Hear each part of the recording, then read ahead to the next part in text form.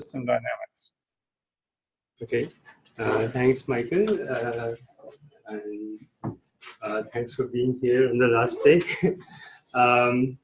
So I'll talk about work that's in progress with my student at Tata Institute, and it's not defined. So as you'll see towards the end, I'll show you some very preliminary results. But maybe this is a good forum to talk about it because people have thought about open quantum systems in the context of cold atoms, etc. So maybe people will be interested in some of these issues. So the motivation, just to set up the stage, is that quarkonia are bound states of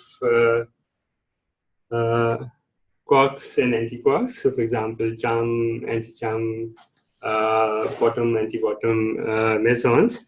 And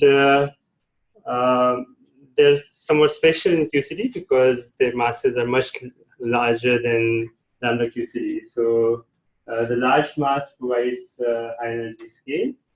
And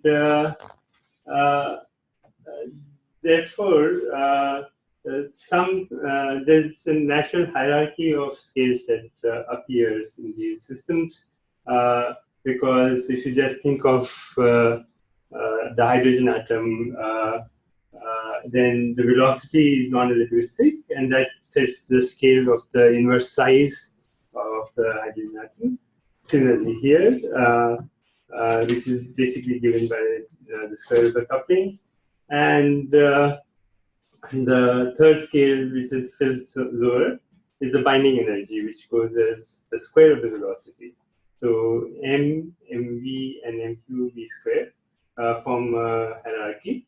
And if we have been really lucky, then this would have been much larger than lambda QCD. Then we could do perturbative calculations for these states. But actually, these two energies turn out to be comparable. This hierarchy is also not so strong, but I'll just give you some numbers to get some feeling. So if you just solve the Schrodinger equation with with a potential that fits data for these bound states, then you get estimates of these kinds. So the bottom quark has a mass of about 4.5 GeV. Then there's hierarchy of the inverse size, which is about 1 GeV, and then the binding energy is around 0.5 GeV. So that's not such a strong hierarchy. And for the charm, because of the smaller mass of the charm, the hierarchy is even weaker. Okay, so what does this mean? So that means that you can treat these systems as non-relativistic bound states. Now, if you put this bound state in a QGP, then an additional scale comes in, which is the temperature. So the QGP, as to review, is a state which is created when you collide two heavy ions with each other. And for a short duration of time, you create a thermal state. And the temperature is about 0.2 to 0.4 GeV, which is sort of comparable to the binding energy of these systems. So you expect these states to be influenced by the thermal medium that is created. So the question one can think about is how are these bound states modified or affected by the QGP? Yeah. It's a real question again. It's theoretically interesting, but also experimentally interesting because what you see is that the number of quarkonia that you obtain in a heavy ion collision per binary collision is less than what you'd obtain in a proton-proton system. So one simple interpretation is that you created some number of quarkonia in the heavy ion collision, but because of the presence of this thermal medium, the number that comes out is smaller than what you has started. So there's a suppression, and so we did some work on this before, which is kind of my personal motivation for treating this as an open system. What we did was a much simpler analysis a couple of years ago, where we were looking at the suppression that you obtain for high PT quarkonia. So quarkonia which are not so stationary. So can I quickly ask you, you said there was a suppression compared to PP. Yes. So in PP, if I was to imagine the formation mechanism, I produce some quark anti-quark pair and it just propagates with very few other interactions, or should I think about it as also you have some medium for some short time? No, yeah, in the proton-proton case, there's no medium. Okay. So the only thing is you'll create this QQ bar pair in a highly energetic state initially. And then it has to release some amount of energy, but everything happens in vacuum. And hopefully that happens quite rapidly, because that scale is governed by, the time scale is governed by 1/m quark. So it releases all this excess energy and becomes this bound state. And now here, so even if you assume that process, that quick process is not affected, then you still have to go through this thermal medium. And that's where you could get a change. Okay. So even if the bound state was not affected in any way by the plasma, there's a difference in the formation mechanism for the two states, right? So what is typically assumed is that the formation mechanism, just because it happens very quickly on a time scale of 1/m quark, so that will be like a fraction of a Fermi, that is not affected significantly by the presence of the thermal medium. And but that is definitely an assumption. And that is the largest energy system. The 1/MQ is the largest assumption. But if you actually put in the numbers, so in fact, already here in this model, we'll see that if we use a naive dynamics of formation, that sort of works a little bit better than this 1/MQ number. And that already suggests you have to think a little bit more about formation dynamics. And that was one of the motivations why I started. Okay, so actually this was exactly one of the questions. So the formation dynamics cannot be handled rigorously, but let's say that formation happens on some time scale, and we varied it in a larger range, but phenomenologically this number seemed to work well. And now there are two effects that come due to the medium. One is that the thermal medium screens the interaction between the Q and Q bar, and you can have perturbative estimates, so you can obtain some. What's the size of the pair? So yeah, the size of the pair. Actually, it should be like 0.2 Fermi or so. Yes. So yeah, so it's 0.2 Fermi or so. Okay. Yeah. But then when you have medium, I find it hard to believe that you have medium in such a small volume. So what does it mean screening? Yes. Because you mean, you see that what's the average interparticle distance in that medium? Yeah, so that is governed by the 1 upon the temperature. So basically. So what is that? Yeah, so that is, let's say if I use the highest number, then it becomes half of a Fermi, while the size is 0.2 of a Fermi. So, it's not a completely screened situation, but it's a partially screened situation. It also depends on the number of degrees of freedom, right? So if you had, how many particles can you pack inside that bound state? Suppose you just count, if you had lots of degrees of freedom, even if the interparticle distance is small, you just have a large density. That is true. So NC, like NC square minus 1 helps you. So that is 8.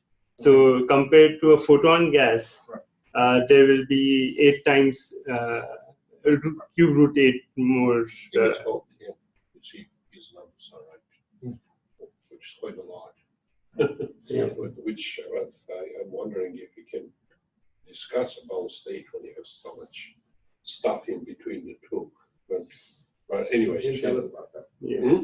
I guess he'll tell us about how he calculates the boundary. Yeah. So I mean, now, I she's think putting screening there. She doesn't solve the problem because that's simply fiddling with the interaction. She nothing else.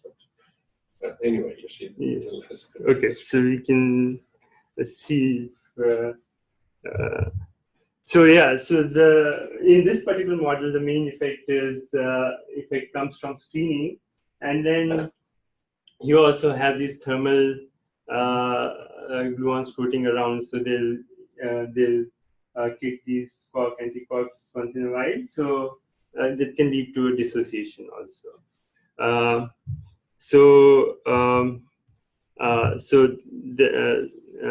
the dissociation, we took a model which is used in this field. Basically, the idea is that every once in a while, the thermal gluon will kick you with momentum of around the temperature. So in momentum space, basically, it's random. So typically, you'll get a distribution function of these kicks, and this is basically given by this Debye spinning length scale, and then there are these factors. So this is basically the number of collisions that you have in a thermal medium. So that's the opacity, and typically what you have is the broadening is is proportional to this, but there is an extra factor that comes in, which is actually typically taken to be phenomenological. So that will be the second phenomenological input in our calculation, this dimensionless number. And the main idea is that you start with a wave function and you get these random kicks. So your wave function gets modified, and the probability of survival will be given by the overlap at a given particular time. So now your question, what is this collision rate? How do you calculate that collision rate? Yeah. So this collision rate is just the cross-section of encountering a gluon through the medium of length L. So that gives you this, which is called the opacity. And this is roughly order of 3 to 5 collisions as you pass. So I'm just thinking, if I had a really tightly bound state, which was color neutral, Yes. the gluons don't have a hard time seeing that, right? That's right. You have to go to higher order in the gluon momentum to see it. Absolutely. So that's accounted for in this calculation. Yes. So exactly. So the thing is that if the probability of having a kick, which is mu d is of the order of the temperature, so the probability of getting a kick which is much greater than the temperature is small because of the exponential suppression. So if it turned out that the temperature was much smaller than the width of the particle, you would never dissociate it. And if it's comparable, then you dissociate these. So that physics is there.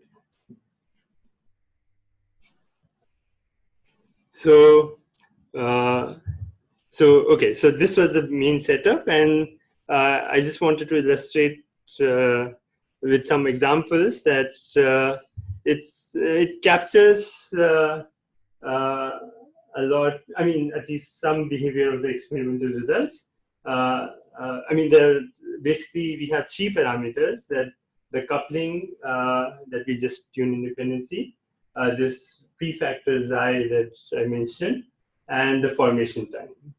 And the rest of the things in the calculation are sort of fixed. The background medium is just some hydrodynamic medium that has been calculated by hydrodynamics people to fit the experimental data. And so this is the separation that I was mentioning. So you get a number compared to proton-proton, you get a number which is a fraction smaller. And the nice feature is that you see various bound states. So the 1s state, which is the lowest state, is suppressed less.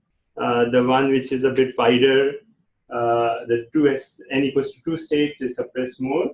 And so how many states are there? so we know of 3s state, up to 3s states are known in the PP collisions. But in this, the 3s state is in the heavy ion collision environment, you don't see any 3s state. Basically, it becomes essentially zero. Your calculation is the band? Yes, that's right. And the band is coming, varying xi from 1 to 2 and deformation from. They put it by head. Yeah. Also, can you remind me what C is? Yeah, C was basically you get this distribution, which should go as mu square basically, and the number of collisions. But you don't, I mean, a phenomenological factor is put in because you don't know precisely how this.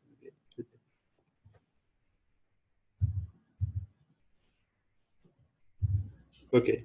And the other thing that you, I mean, one more example is that you can not just look at one set of collisions, but different sets of collisions where the nuclei don't hit head-on, but at a slight deviation. So when the overlap is the maximum, then you get a large separation. And if the overlap is small, then you get a smaller separation. And all the systematics are sort of seen in this. Why they don't use gold? They use lead. See, I thought that they were using gold. At RIC, they use the gold and. It's very cheap. Yes. Okay. So the main motivation for describing this was not to say that we have this model. The main lead-in was to see why this open quantum systems approaches might be useful in the setup. And the main points that we see are that screening as well as dissociation play an important role. For example, if we switched off screening, then we would not see a big difference between the 1s and 2s states. And it really comes because the 2s state is wider in radius, and screening, as you said, will affect it more. And the second thing I wanted to point was that the biggest uncertainty is due to this formation dynamics. So the question was, can you do a more systematic calculation? So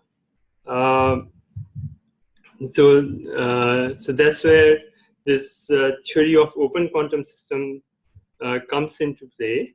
So the main idea there is, so if you suppose have a system in touch with an environment, let's say the heat bath in this particular case, and now you want to trace over the environment and then look at this evolution of this particular system.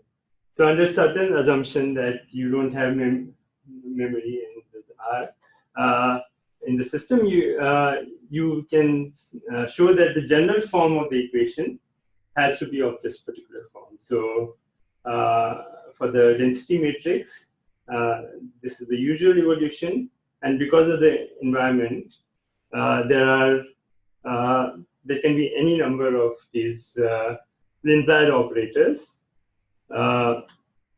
which give you a contribution to the density matrix. And um, and there's a nice way of solving these equations also. You can, instead of working with the density matrix, you can work with the evolution of the wave function. And basically, the form that you get is the usual unitary evolution, but now you get these extra pieces. And this makes this evolution equation non-linear. So this expectation of L depends on the wave function itself. Here, the additional feature that has come from going from the density matrix to the wave function is that you have to introduce these noise functions, and so obviously the density matrix is not equivalent to the wave function. If you average over the noise ensemble, then basically you get back to the Lindblad equation. Okay, so is that an Ito realization of this? Yeah, this is the Ito realization. So in fact, the noise is such that the average over noise is 0, and xi is 1 upon delta t. So it's basically like a delta function. So localizing. How do you choose it in space? So in space, it depends on what is the form of these L operators. So if L operators are localized in space, then they will be localized in space also. So like xi m will be xi r prime, and that will be delta function. But if L are not localized in space, then it will have a different form. How do you choose the L's? Yeah, so that is so that depends on the system, and I'll come to the example. And one nice feature is that in this way of doing the averaging over noise, if you use this form, then automatically norm is conserved for each particular realization. On average? No, this is for every realization, because you have a complex noise there, so the evolution is not efficient. So if you take psi t plus dt, psi and psi t, just the conjugate of this for a particular, then you'll see that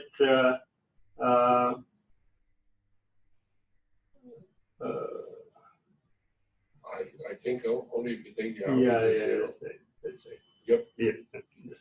And the other thing, when you put the correlator there, I think one of the psi is complex conjugate. Yes, that's right. So you didn't put it there, right? Oh, there, here, yeah, that's Okay. right. Yeah. Yeah, that's right.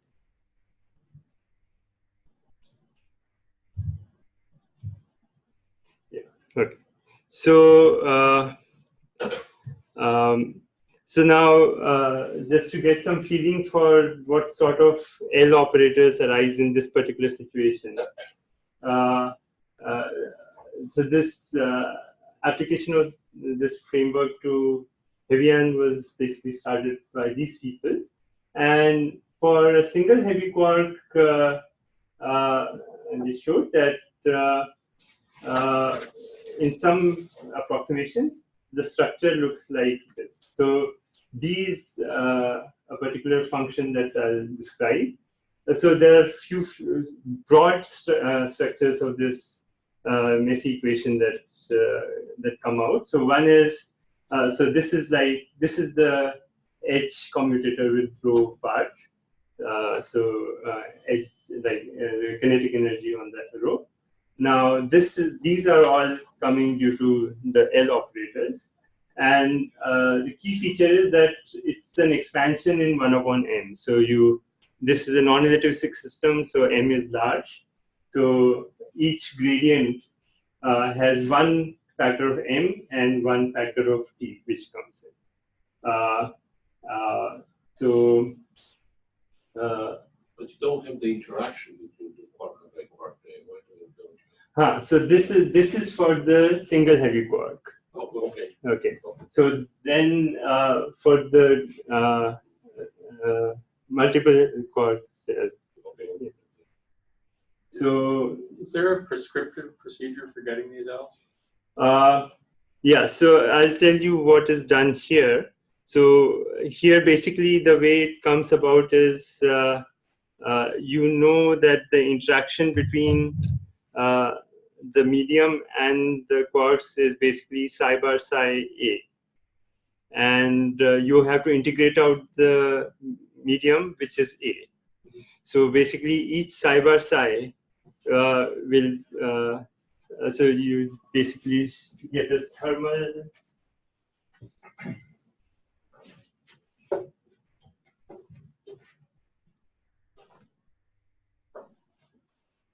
you'll get a thermal gluon here, and these are basically essentially the propagators of these thermal gluons. So basically, dx minus y is related to 1 over q squared plus nd squared. So you integrate these out essentially at tree level. So no, you have to do one loop because at tree level you won't get any dissipative processes. Right. Okay. So so you have to do the one loop thing, and then you get a dissipation piece also. So you get I gamma. So in fact, it's not 1 over p squared plus mg squared. You get a square because it's a square. So now the reason you could do it here is you made the assumption of decoupling, and that simplified the calculation. In general, it will be so.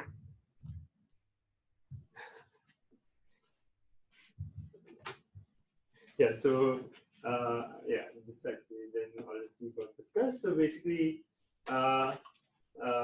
D of Q basically depends on the medium, and this is just like the 1 over Q squared plus mg squared structure. Why square? Yeah, so okay, basically the way it comes is so at one loop, sorry, at tree level you just get Q squared plus mg squared, the standard thing. But now this is actually, this D is related to the imaginary part. So this comes from I pi log of omega by Q. Basically, it comes when when you have this branch cut here. The Landau damping piece comes here. So you get something like mg squared omega by Q. And now you do a small omega expansion. So then that becomes 1 over q squared plus mg squared whole square times omega by q. So that's why you get the square. And this would be, yeah, and this only appears at a 1 loop. Okay.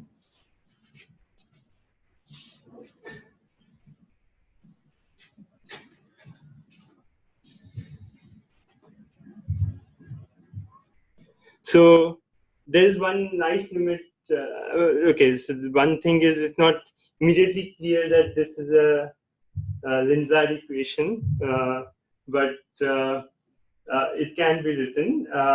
Actually, it's nice to get some intuition for this in the limit where m is really very, very large. So you can drop all these terms. In that case, you just all the gradients are gone, and then you get this simplified equation. And there you this can be obtained simply in this particular form by the stochastic equation. Isn't that a simple equation you can solve directly without doing stochastic? You go to sum and difference, and only the difference is affected, and it's basically a simple equation. Probably Yeah, integrate it's by hand. true. It's true. Yeah, that's So you right. don't need stochastic. That's true. Yeah. One thing that one can see from this representation is that this is a real noise now. So you see that in the limit that you can neglect all the gradients of D, this is non-dissipating. So the dissipation to the environment comes only from terms which are rad square D, etc., and higher order. So in the limit of very large mass, which is kind of sensible, that you don't get dissipation. So okay, so the point is that if you just restrict yourself to this, then you keep on pumping energy into the system, but there's no dissipation. So the energy keeps on increasing. And this cannot be valid at large times because at some point you have to start dissipating also. And the second comment I wanted to make was this term really looks. I mean, some pieces of these terms really look like this cooling, quantum cooling that you wrote down. So it's a gradient. Once you include gradients of D, then you have one piece of dissipation comes from this.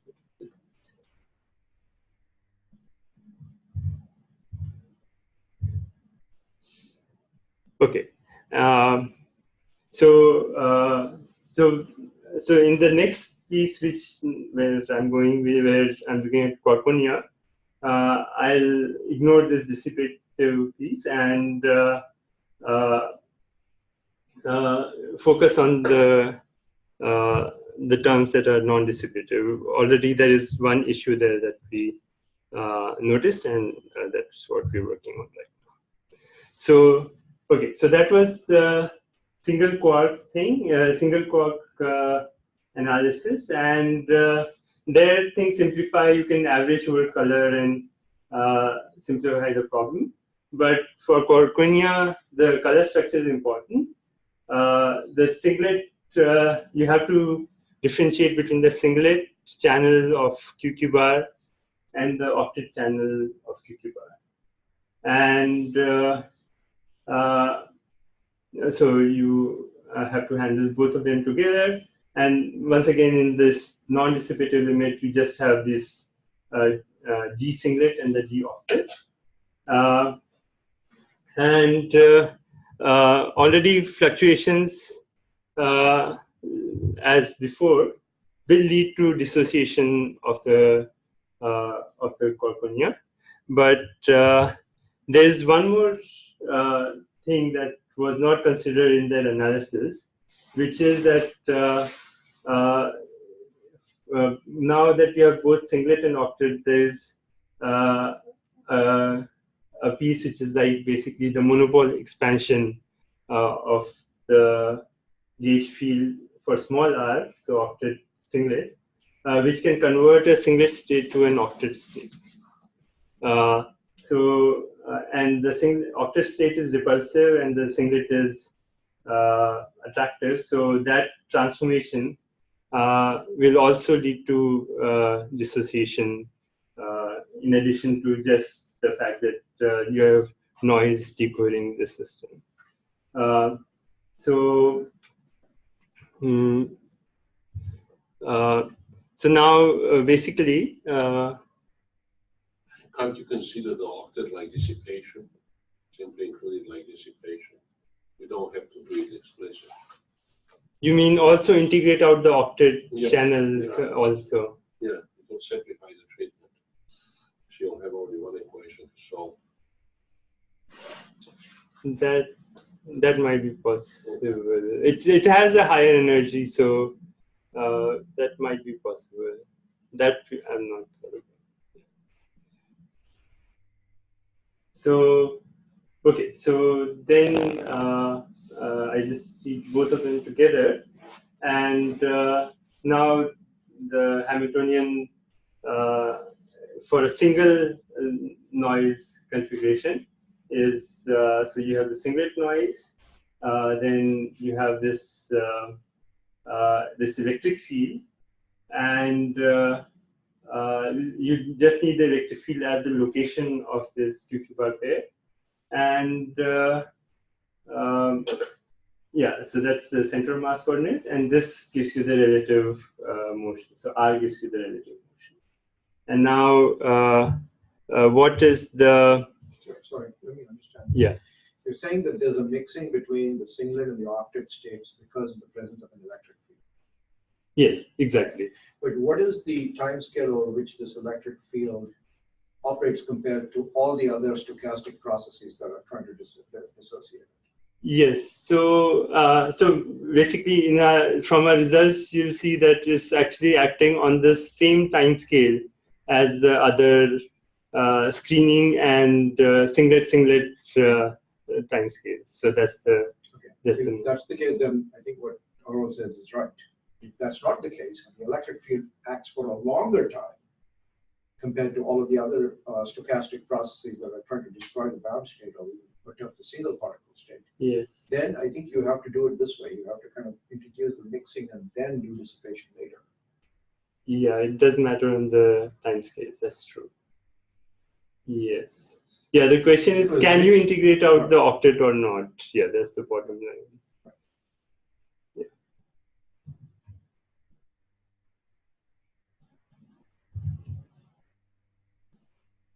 So now there's one thing that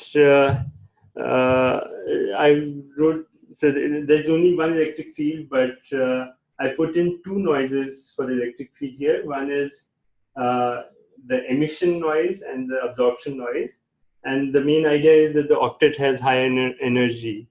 So the octet will emit a gluon and go to a singlet, versus a singlet will absorb a gluon and go to octet. And the main difference between, so the one is a spontaneous emission. So therefore, we wrote down the correlator for the electric field noise with the +1, and the absorption without the +1. So that's the main difference. And even though this is for each member of the ensemble, this is unitary, but energy is not necessarily increased because there are still competing processes. So but this we have to analyze still further. So okay, so this was the main setup, and so our results are very preliminary right now. But the main point that I wanted to show using a couple of examples is that the time scales for the singlet octet are comparable to the time scales that you get from the singlet noises from the singlet noise. So that's the main point so far. And in all the curves, you can ignore the lower curve. We use lower curve for a classical estimate for the dissociation.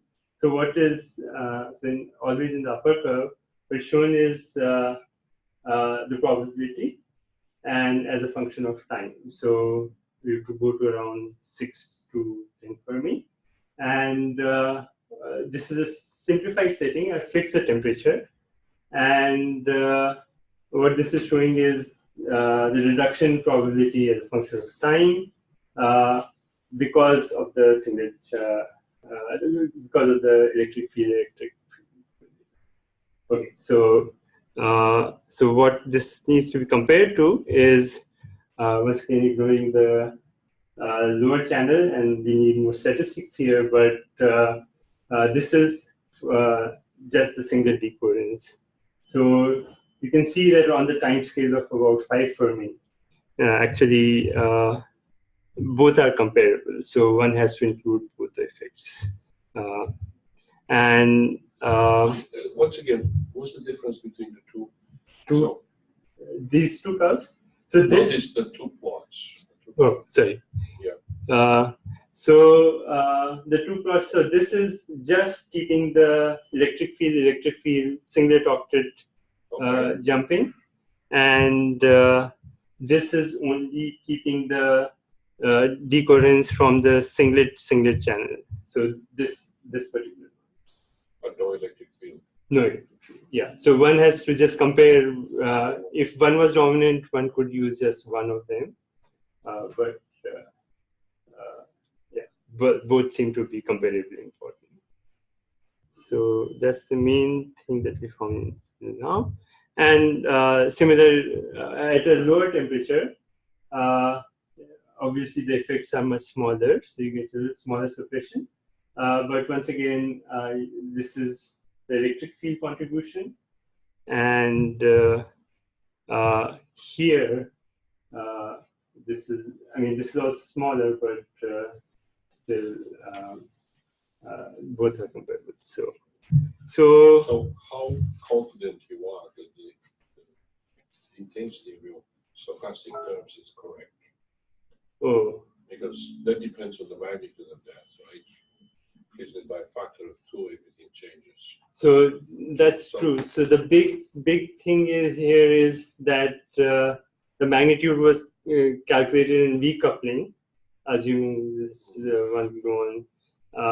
Now there's a little bit more information that you can extract. So, for example, this E correlator can be computed on the lattice also in Euclidean space.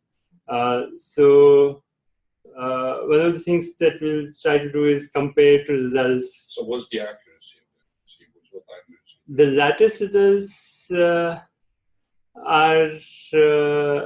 I think, okay, let's see. Do you have less than 10% or 10%? Or do you have 100% accurate? Within a factor of 2 or what? Yeah, so I think those are quite accurate. Okay, so there are certain systematics even in the lattice measurement because you have to go from Euclidean to Minkowski, and there are some ambiguities there. But if you just look at statistical errors, they are quite small. I mean, I think 10% would be the right estimate for that. 10% won't give you a big effect. Yeah. But yeah, so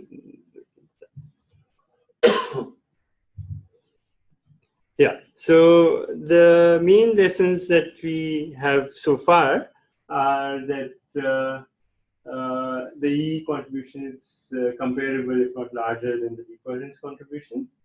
And finally, we've ignored dissipation effects so far, but the quantitative effects will be also interesting. So that's the question.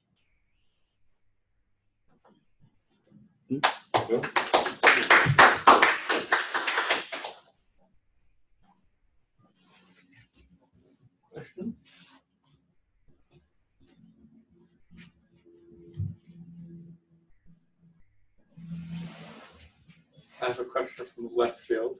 Okay. But have you thought about using the Lindblad equation as one of the non-Hermitian Hamiltonians that we seem to be talking about now? You know what I mean?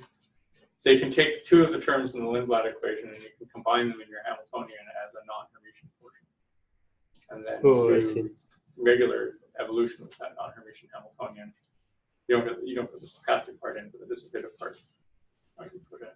Okay. I don't know if you've seen this or thought about these things. No, I've seen some papers recently where people are trying to do this sort of stuff. Okay. I don't know, might be interesting. I don't know. Does it help with the simulation? Well, if you can then connect it with sort of the stuff that's known about these, different eigenstates and these exceptional points and that, then there might be something interesting in there. It will be very specific to the Lindblad operator form, I think. That's true. That's true. Yeah. So it may or may not help, and especially if you have some sort of peak symmetry or not that sort of restricts these states. Anyway, I'll show you what I was talking. Okay. Any other questions? Okay. Well, thank you very much. Thank you.